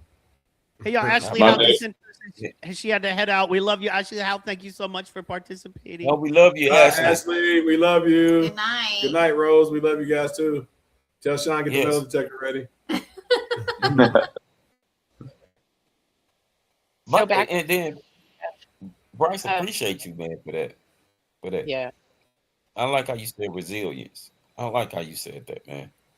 That really puts a lot of input into my mind about, that one quality, because through life you do have to be resilient, because you're gonna go through some things. But the fact that was the quality that you put apart and said, yeah, I definitely respect you for that, man. No doubt. And I already did, but you just keep adding on. You just keep adding Thank on, you. man. I mean, yeah, like with us, like you get beat down again and again and again, and so you just got to get back up and keep going, and No doubt. Yeah. No doubt. Hey, Yes. Bryce, if you could change one thing in the epilepsy community, what would you change? Probably sort of I think like we have a pretty large community, but I definitely think there are other conditions out there that people are more aware of. And I think definitely like being like that person, at least for my age group, to bridge like this gap, because we have a lot of other medical conditions out there that receive a lot more press and media, I think, than and awareness in that sense. And I think it would be really important education wise, but also like family wise, and building a community like we're doing here to even build it up even further. And so I think definitely, especially like getting a bunch of people in my age group to, because I think there's just in general, I think there's not as much awareness as other conditions out there, for sure. That's right. And that's what we're pushing for. I mean, literally, we're pushing for that, because people need to be seen, they need to be heard, and they need to be healed. Like, even if you can't heal epilepsy, you can you can not make them have hope, but you can give them hope, because there's going to be good days and bad days, but you have to exploit the good days. You can't just say, oh, here's a bad day, here's a bad day, here's a bad day. You got to give people good days. That's what folks are looking for. They're not looking for overnight healing or anything like that. The healing comes in your heart. You know what I mean? Once you accept the fact that you have epilepsy, then that's how you start breaking down those walls and that stigma, because you no longer care what the world thinks. And that's because you no longer care what the old you thinks, because once you get epilepsy, you're a brand new person. You have a birth date. Mine is what date is it? September 1st. I hate to say it, but September 1st was my birthday. That's when I found out who I truly was. It's just like sobriety. That's our day. That's the day our whole life changed.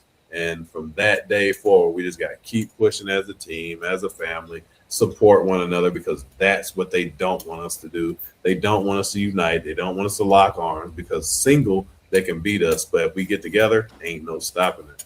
Ain't no stopping us now. We're on the move. Right, we're on the move, folks. Hey, on the move. And I think that's an interesting. If anything, go ahead, hon.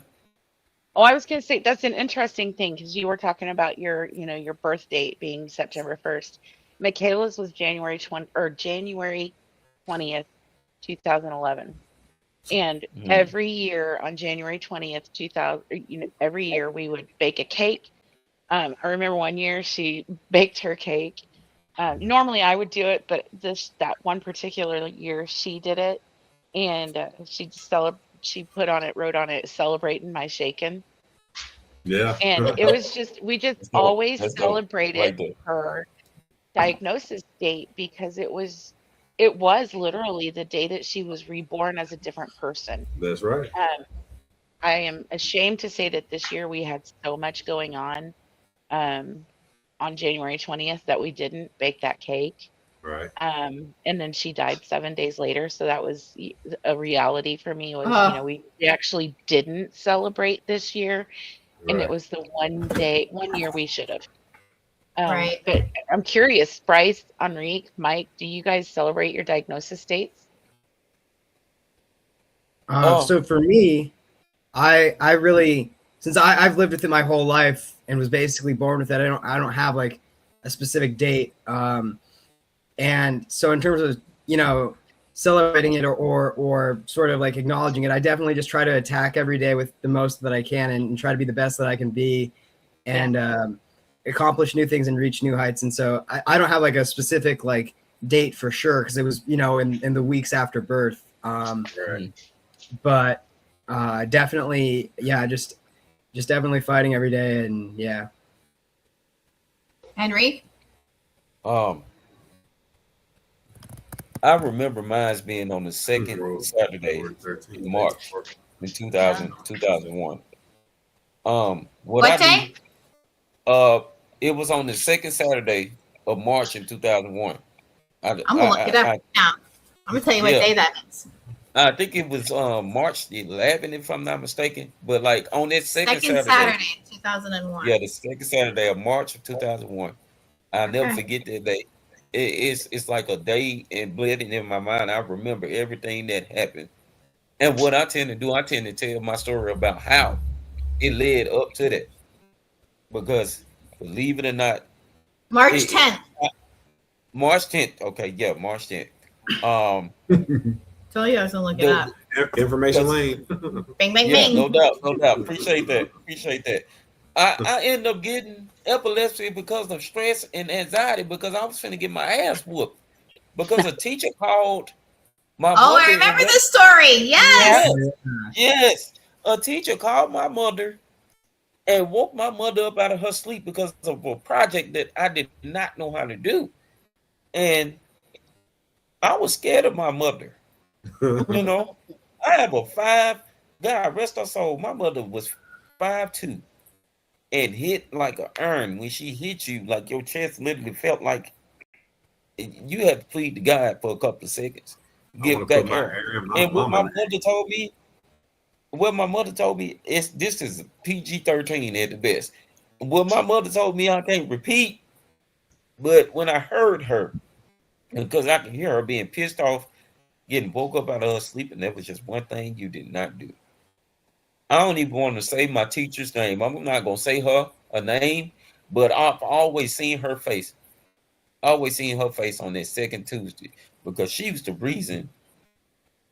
She was part of the reason, in my opinion. But this is just my child mind. You the reason why I ended up getting this because you called and woke my mama up out of her sleep. Like you literally called and woke my mama up out of her sleep, and then she said something to me, and the whole class looks and started laughing because they literally saw my face drop. And I always tell that story because it's funny now that I look at it, but it was not funny on any day when that happened. It wasn't. Right.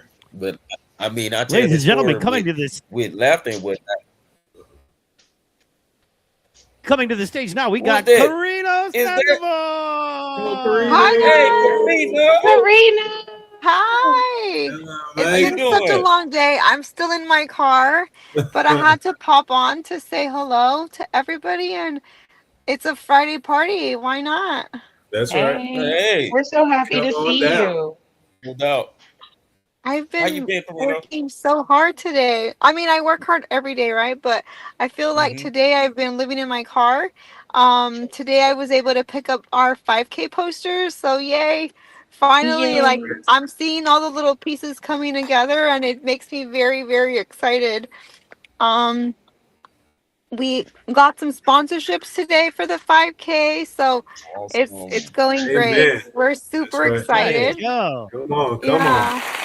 Yeah. Yes. Yeah. Yes. Amen to that. Yeah, Karina. Yeah, honey. Keep doing it. Yeah. How was your 4th of July? 4th of July was good. We were with family, with my grandchildren, my son, and my daughter-in-law. We just kind of stayed home, enjoyed just being with each other, and it was nice not having to be out with like a lot of people, and it was just very intimate, just us. I feel like we kind of like it like that lately. We've kind of just like being with each other and we don't need a lot of people. So it's been good, quiet. It's a little different. Last week was really hard for us. Obviously, it was Daniel's birthday and then 4th of July, everything together. But it was great. We still had a good time. We still celebrated Daniel's birthday like we always did. We had a great time. We had a great turnout. His friends always know how to show up and show out. So it was great. I wasn't expecting very many people, and we had about 20, 25, 30 people show up to the cemetery. And then we had about 12 of us were at dinner. So we had a great time, and we still had red velvet cupcakes like always. And it was great. We had a great time. Yeah. I love it. Amen. Yeah. Awesome. It's beautiful. It's beautiful. Definitely, it's amazing. Yes. These people in Tomorrow this in our hey, in our community, we're going to be having an epilepsy awareness community picnic. So oh, it's going to be with the Epilepsy Foundation. So they're coming into town, and that's going to be taking part tomorrow. So I'm going to do my best to go live like while I'm there, um, to see who's there and just kind of get the vibes. And I'm going to be sharing like 5K information, helping people like sign up if they want to, and then just being able to share like my story and Daniel's story. And so tomorrow we're going to be in the community with the Epilepsy Foundation. So we're looking forward to that, and just kind of prepping little events here and there where we can be able to be a voice, right, and Right. not let people forget that epilepsy is real. Epilepsy is something that needs to be yes. spoken about and not like hushed, or not, we're here to change that stigma and let people know that it's real, and we're here to encourage, empower, and inspire. That's right. Hey, I also love it. we'd like to put something on the books with you for Information Lanes podcast, just for you to come over and tell your story and just get it out there. You had the free reign. The mic is yours. We'd love to hear you. We'd love to have you on. So if you'd like to come, let's put something on the books. I would love to come. You guys just like message me on our messenger page, and we can Yes, ma'am. figure it out so we can get on to the calendar. Actually, this Thursday I don't have anything on the books for myself, so I'm free on Thursday if you guys are available. Okay. But we can figure it out. Just send me a message and we'll take it from there. All right. But I'm excited to go to Information Lane. Why not? I That's love right. it. And we definitely like to promote all the stuff that you got going, everything you got going, anytime you got going on, not just on the podcast. Always drop in, share your information, Thank let us you. share it, let us put it out there, because that's what we're here for. One big family, and you do Yeah. amazing work for these people out here in the epileptic community, and we definitely love to share that with the rest of the community. And I know like our foundation, yes, we mainly, speak about epilepsy, and we try to get people um to learn about that too. But with our foundation, we don't just talk about epilepsy. That's We right. also do breast cancer awareness and anencephaly awareness. So we are planning all kinds of events all the time. That's why you see our page so busy. Right. But we are having a breast cancer awareness bingo that is set for October the 17th, and then we have the 5K a few weeks later. So we're kind of working both events right now to get people pumped and excited and like Awesome. just ready to like be out. So We also, like you said, you do multiple things. We don't just advocate for epilepsy either. So all you folks out there, we also advocate for mental health, domestic violence awareness, and suicide prevention, because it's all touched my house. Traumatic brain injury, autism. If you have an issue and the world has shut you out, we're the place you need to come. Face the epilepsy. You say Epilepsy Won't Stop Florida. We are here for all you folks who feel like you have nowhere to go. because you're not alone. We're in this community together, and it's upon us to keep it going. So And folks like Carino and Heather putting things back out into the community. Now our voices are being heard. One person can't get a lot done, but if you get 40, 50 people in one spot, hey, they gotta take heed then. And then when you get people stand up across the world, that's when we're gonna get started. We ain't gonna stop then. Once they stand up, we're gonna keep going. We're gonna do 10 times more. Amen. So we're working hard to be able to change how people think and how people see and view the epilepsy world. Because I mean, I myself don't have epilepsy, but my child did. So now You'll I advocate, always be a caregiver. and I'm forever going to be Daniel's mom. Like that's Yep. never going to change. So I will forever have the heart of a caregiver. That's right. Because I mean, I may not have to care for, my children, but I will one day have to care for my parents. I will one day have to care for my children if they need me to. So I'm always going to be a caretaker, caregiver. Yeah. And so that's my role as a mom, as a wife, as a daughter, and as a sister in Christ. Like if anybody needs me, like they know that they can reach out. And that is, like that is why we do what we do, because through the foundation we also feed the homeless, clothe them as well, help the students at the college, and we help where we can with as little or as much as we have, and we know that the Lord is blessing our foundation. The Lord is pouring his love onto us. That's shining right. upon us, That is right. and little by little we have grown. And I mean, it's grown. We're a year and a half, and we are a full blown, foundation with a 501c3. Did it take a lot of hard work? Yes. Is it so worth it? Yes. Did I cry a lot? Yes. But every single tear that went into preparing the foundation, it's coming to fruition, and it's beautiful to see when Amen. community comes together to help it grow and help it become right. what it is. And now, like, people are excited for our 5K. Like, I'm excited for it, but people in the community are excited for it, and that's what gives my heart joy to know that it's not just me for Daniel, it's the community, because they want change, because they're hungry That's to right. know the Lord. They're hungry to have change, and they just want to be wherever the information's at. So this is where they need to be. They need to be on the That's right. podcast. They need to watch us. I also Yeah. like the fact that you're doing a public event. So now that person who's walking their dog through the park, like, hey, what's going on here? Now they're going to start. That's awareness. Now it's raised, and they're going to come over. They're going to say, what's going on here? And they know now that there's a problem in their community. So kudos to you for getting out there and putting in that footwork to get that done. And all of our Karina, events. that's something. Go ahead. Sorry. I'm sorry to interrupt, but just real fast, just so you know, I got to get a word in edgewise. Am I right? But no,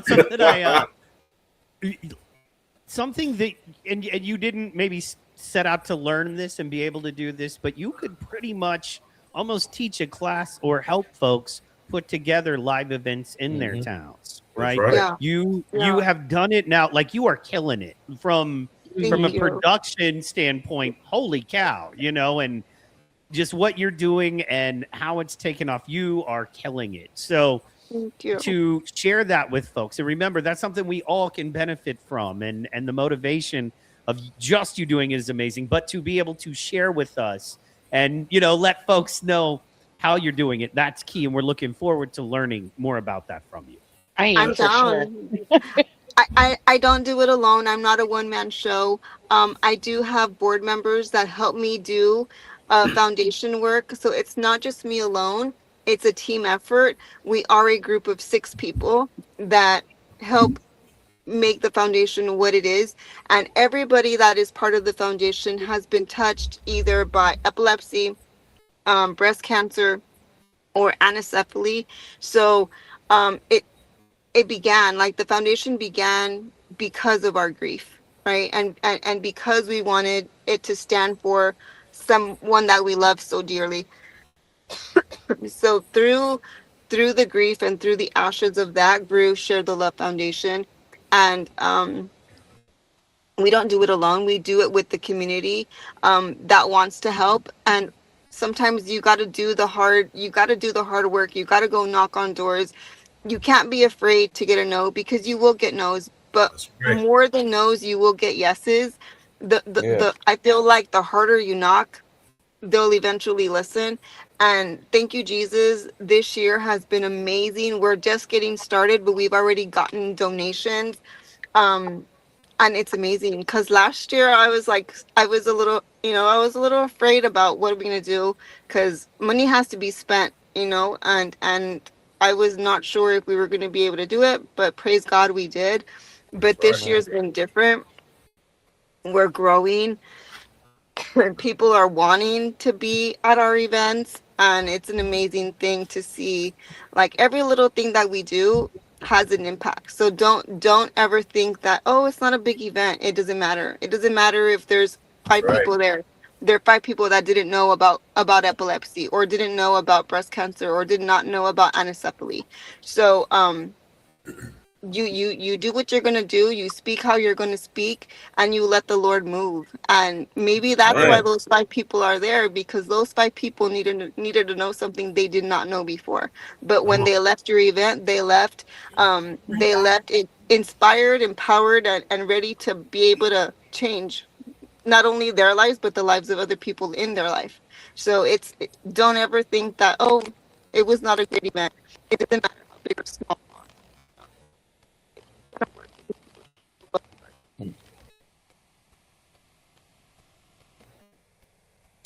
We got a weird technical difficulty audio thing there. Yeah. We're going to check that. Yeah. And we're going to bring it back on. Yeah. That is amazing stuff that she's saying, guys. I'm telling you, it is. It is. Yeah. She's got so much passion, and like I said, when people say I don't have epilepsy, it don't matter. She is a caregiver for life. She is helping people in her community, and that in itself is just amazing because she's reaching lives daily. She's putting confidence back in these people in her community, and that's what we're all here to do. And I'm telling you, our movement is powerful, and this is going to get greater and greater. Yes, sir. Karina.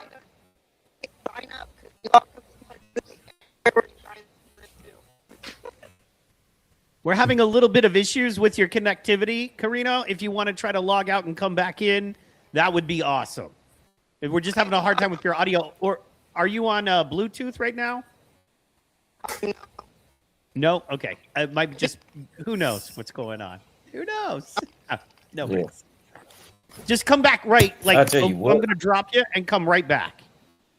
Look at, she's like, oh, great. I'm sorry. That was amazing, though. That was an amazing drop. Thank you so much for dropping in, Karina. Thank you. That was awesome. I love what you Yeah, definitely. He's so encouraging. It is. The one word that I've been hearing all night that I think might be the word of, not might, that is the word of the night.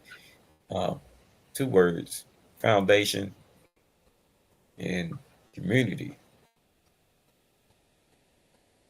Yeah. There's 2 ways that a man would build his house, either on stone foundation or sand. And when it rains, if you build your house in sand, your house floats away. But if you build your house on stone, your house stands. And everything that y'all been talking about tonight, I've been hearing this word foundational. I've been hearing it all night. Like foundational, foundation. Creating the part that holds the entire building up. Because without a sturdy foundation, your house gonna fall. So you can tell that everybody that has come in this group are on they're on the same page. We're on one accord, because it's constantly people getting on talking about foundation and how the foundation is supposed to be.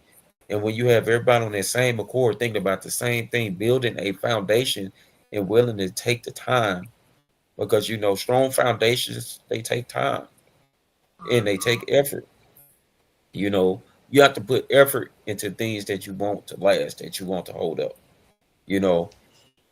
When you're building a foundation, it's gonna be some time, effort, things spent, but the joy and the aftermath of it, you're gonna see it's gonna be able to uphold.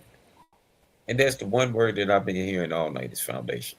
So, I mean, I've been happy just sitting back listening to all y'all, because it seems everybody has the same mindset of being foundation and building a foundation and building a community. And at the end of the day, that's what it's always been about. Already have the plans set, already are making moves. Even if you have been seen in the public, you're already out there making moves. You're already creating a foundation. You're not waiting on somebody to tell you, go. You're already out there. You're already out there. It's like y'all said, it's not gonna take the rich person, it's gonna take the common folk. It's gonna take the common folk, the impact. I mean, most of the prophets were common people. They came to, and had to deliver a strong message that endures. The common people are the ones that's going to be the reason why epilepsy gets put out there. It's I going to be agree the with common that. people. 100%. I agree with that. I do too. Yep. As much as having, the corporate sponsorships and um, the politicians and all of that bringing awareness to it, as nice as that would be, the reality of it is you're probably not going to get that right away. And so all of us normal, I don't know, normal's relative, but all of us everyday people doing what we're doing and reaching out and, like Carino doing her events down there. And I'm just so excited to find my way down to her area sometime. Cannot wait for that.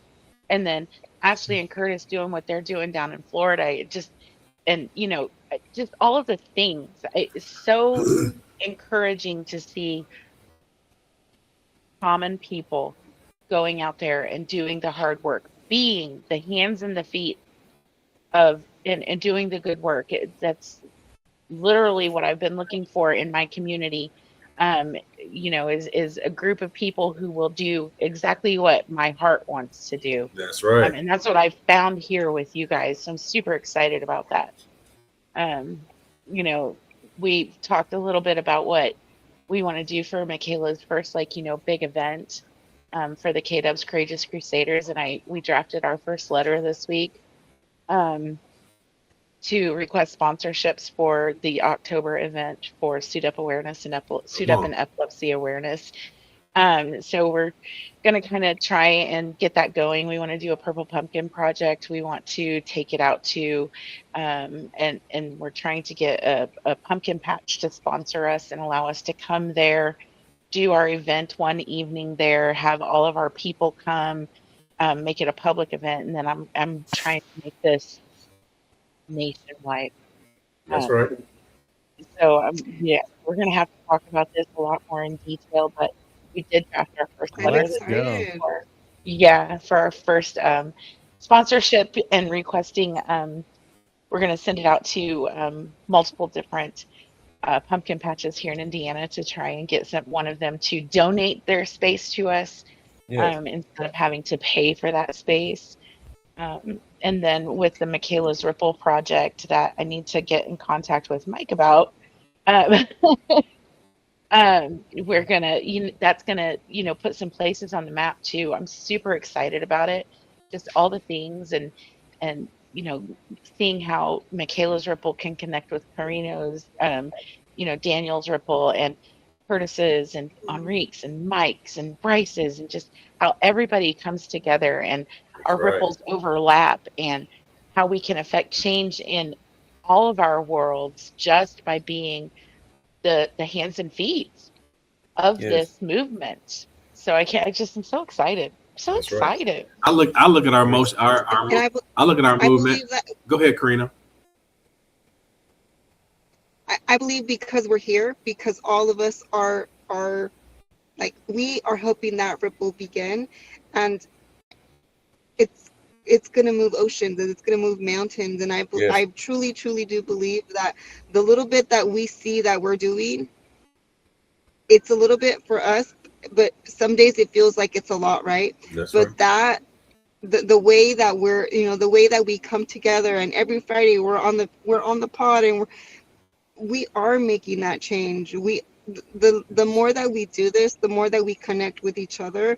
We're connecting with the world through the internet, and it's just a matter of sharing our lives and sharing our, not only our live on the web, but like our lives on Facebook, and sharing their lives, sharing your stories. Because like if I wouldn't have spoken to Lisa, I wouldn't be here. Like if I wouldn't have reached out to Lisa for one thing or another, like we connected because of grief, right? But that grief has already changed so many people's lives.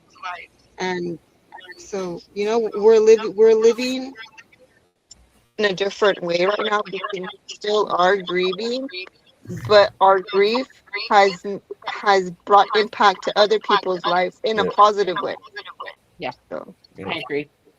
That's right. No doubt. And Everybody even though gives a some days damn. I feel like I'm still drowning in my grief, especially lately. Like, and I know it's still soon, like it's only been 6 months. But I feel like it has a huge impact. Well, you've also been through some other traumatic events, so that just kind of like stirs up those wounds as well, where you thought you were healing and things like that. It just takes something that small, And for me, I look at you and Bobby, and I see you have every reason not to smile, but you keep smiling. Your cheeks are rosy. Bobby got a smile, and you guys are fighting a battle that no one knows about. Yeah, silent fight. Now they know about your struggle. People are going to understand that there are real families affected by things that are not spoken about. So, like I said, you guys are on my heart. I get you guys no matter what you need. Just give us a shout.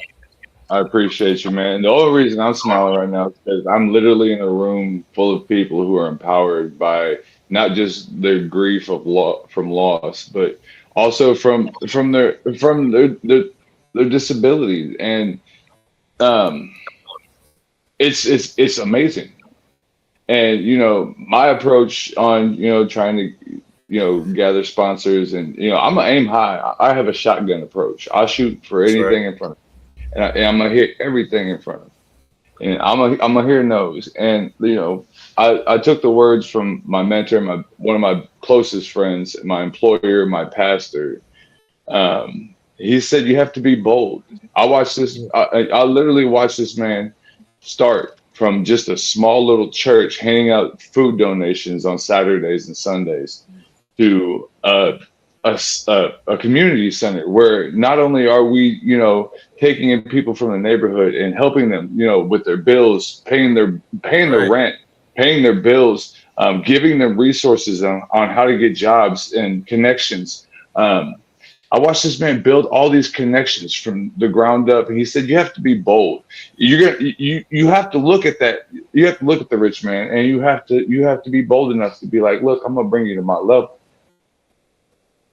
I'm gonna take you to a place where your money means nothing. Right. Your status means nothing in this neighborhood. Your status means nothing. Yep. Now that you're on my level, you're gonna learn how to relate." And that's always been my method with just about everything since I've come in contact with that man. It's just you have to be bold enough to just go out and ask and just talk to the people, and you have to bring some sort of you have to level the playing field.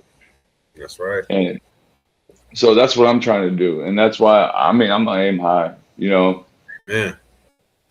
Curtis and I have a motto. We have, you sit at a table with 9 millionaires. We're going to sit at the table and we're going to be the 10th one. That's right. So it's just who you surround yourself with and what you feel. I mean, there's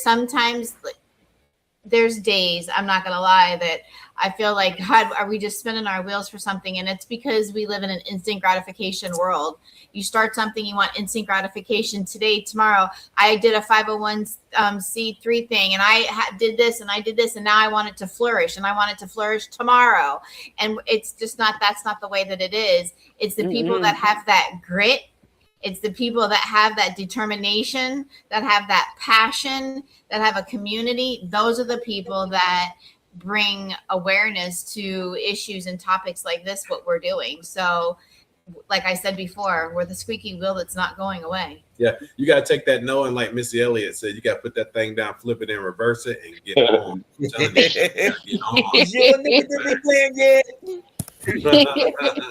Man, let me tell it. Hey, tell it, Mike. Tell it. Tell it myself. Honestly, we Bobby and Heather and myself and a few other of the crew were here, or when I say here, I mean in the Oklahoma City area. And, we did the big event, and I met somebody who was, one of the gear pullers for the Epilepsy Foundation, and, had a couple of phone calls. He was busy. He's like, yeah, I got to get with you, but I'm busy. Hit him up again. He's like, yeah, I got to get with you, but I'm busy. And I was like, let him tell me that, and just moved on. But as Curtis has said, as Ashley has said, as Bobby and Heather have said, you're absolutely right. I'm about to go camp out in my man's office next week because he's going to deal with me. You know what I mean? Right. And that's especially because Tell him we want our pictures. Yeah. Exactly. You know what I'm saying? So, and I got his coffee mug, so I'm gonna bring that back to him. It was meant to be. So, but we're going to. I'm gonna. I got his phone number, and it's absolutely. So, a true story. I should have sat on him harder, and I haven't yet, but I'm about to. So, get ready because we're about to be friends. You know what I mean? Right. We're about to be That's friends. right. He doesn't even know it. You know what I mean? And Mike, I need to give you. So go ahead. Mike, I need to give you Bradley's information so that you can connect with him since he's down there in Lawton. If y'all can put together some kind of little event, him and his little family and his little army buddies will come and support you. We're all about it. You know we're all about it. Let's go. So I'm gonna get with Guy. That was like, he's like, I run the thing, and I was like, cool, we'll get together. And he's like, we need you.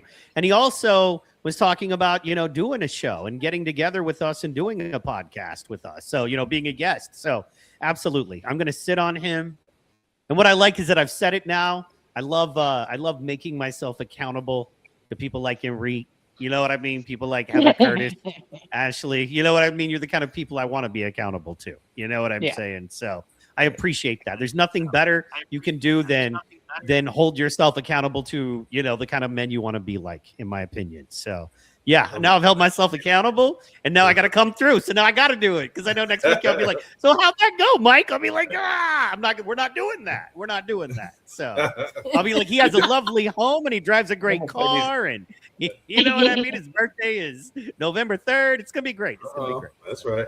You're doing an amazing job, Mike. Let me just tell you, amazing job. Man. You don't know how much you're doing for this epilepsy community, and let me tell you, you provide a platform that we can be successful on, man. From all of our hearts, we thank you. Yeah, for sure. Oh, come on now. Now we're a team. Grief brought me here, but love keeps me here. Amen. Amen. We all have a story that brought us here, but all of our story that says why we stay is all the same. Amen. Yep. United under one cause, and that's family. Yep. Not epilepsy, it's family. We give a damn. Amen. We give a damn. That's eloquently speaking, when you give a damn about something, you'll get up and you'll make the move. You'll be out at night while other people are sleeping. When you really give a damn. No, I'm too old and for that. I'm speaking as eloquently as I said. Like I said, this is PG-13. Y'all know the other word. Yeah, it's PG-13. Y'all know the other word, but I'm just gonna use the phrase. You give a damn. When you really give a damn about something, you would do what it is that you need to do. That's right. To make sure that it gets done. Then the people in this group actually give a damn. Yep. I mean, the word that I will use after hours starts with an F, but we give a damn. And when you show it's family, really give it's a family. Damn, that's right. Yeah, there we go. We're gonna use that. Yes. So we give a Fruit Loop. Yeah. We give a any F word that you want to use, we give a freak. And the fact that we give a freak, you get up and you go do your actions. You act upon it.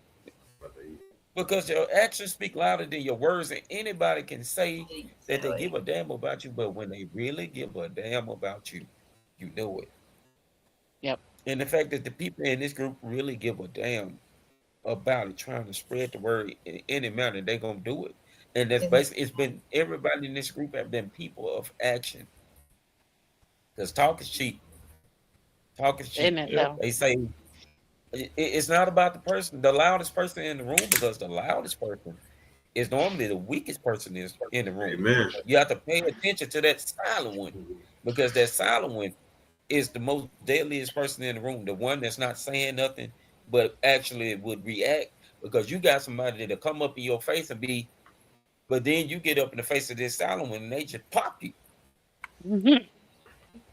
So we're a group of silent killers. We're going to kill the stigma. We're going to do the thing. Whether they want to hear it or not, it's going to get heard. It's going to get done. Everybody gives a damn in this group. I mean, I've sat here all night and just listened to y'all. And I know what I see because y'all show it, so I see it. I mean, not only on the podcast, but in y'all everyday life. Y'all are really out here giving a damn about it to where y'all are making moves. And I could be no more prouder of y'all, each and every one of y'all, happier that I met y'all. I mean, because everything is connected. The foundation is building. It's set. The foundation is set. I say the foundation has been set because everybody has been doing their thing, but all of the things that we all have been doing have been connected for one goal. Right. Community. Community. Yes, ma'am. Yes. Yes. Yes. So everybody, like Kurt said, like Helter said, we give a family, we give a Fruit Loop. We give a frugal. That's right. A Fruit Loop. And whatever, yeah, hey, whatever other F word we give a Fruitopia, it doesn't matter. Fire truck. There you go. All right. Fire truck, yes. We trying to save it. And like I said, just doing what like the kids say, doing what it do, making it do what it do, keeping it 100, and standing on business. Actually standing on business and being about what you talk about. Because anybody can talk about something, but when you really about that life, you'll show them you about that life. That's right. Ric Flair said it the best. He said, to beat a man, you got to beat the man. We here to beat stigma and epilepsy. So, yes, sir.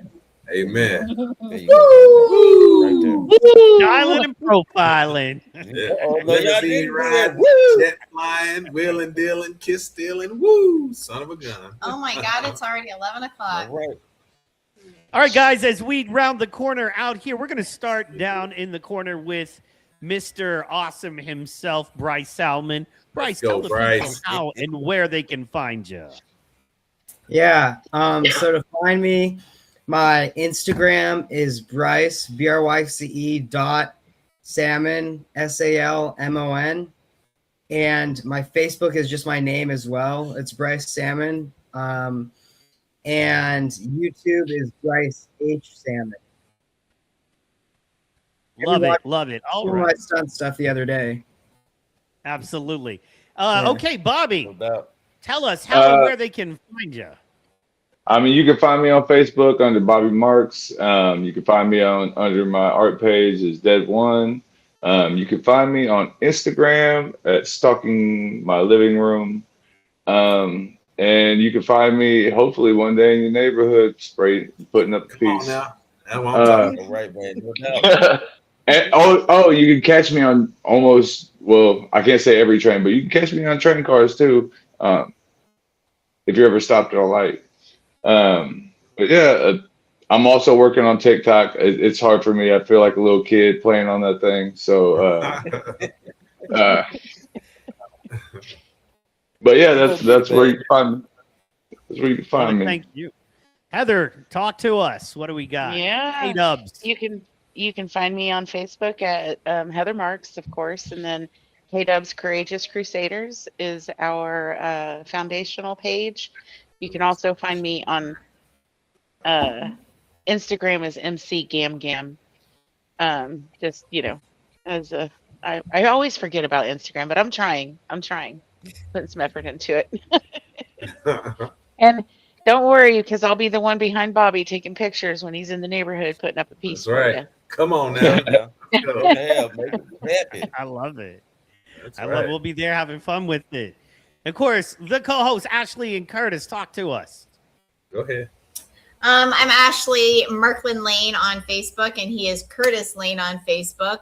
Our Facebook page that we host or run is Epilepsy Awareness South Florida. It's actually SFL for South Florida. On Instagram, Rumble, and YouTube, it's Information Lane. You can also catch us here every Monday night, 8 p.m. Eastern time for Information Lane podcast and get all of the in, knows, and hows and all the special guests and everything you need to know about epilepsy, mental health, anything in the community going on. That's pretty much it, how you can find us. All right. Tune in, join in, and change lives. like, subscribe, and comment. That's right. Sharing is caring, right, guys? Run it back. That's right. Sharing is caring. Like, yeah. And you can find me in a cast of characters, including some of the fellas you see right here on your screen. On I don't know what happened just there. Sorry about that. That was a button hit. On the PT Pod Net, just go to PT Pod Show on all your favorite socials, and there we are. We're gonna let Enrique close it out. Come on, Reek. This Friday night was a very special night. This Friday night was one of those nights where we sit down and we talk amongst each other. Throughout life, you do have struggles, but if you have love, foundation, and community, you can always build and always defeat a stigma. We want the epileptics and the caretakers and even the people who might not know, like was just said, that when you give a damn, you make things happen. So at the end of each day, give a damn about one another. Give a damn about the caretakers. Give a damn about the epilepsy. Give a damn about yourself. Because when you give a damn about yourself, hey, you're going to make things happen. I always believe that you can make things happen. Once you are able to believe that you can make things happen, you will make things happen. My name is Enrique Willis. We want to thank y'all for watching us again. Tune in next Friday on the feed. And we out of here. That's right. Deuces. Bye. Bye. Bye.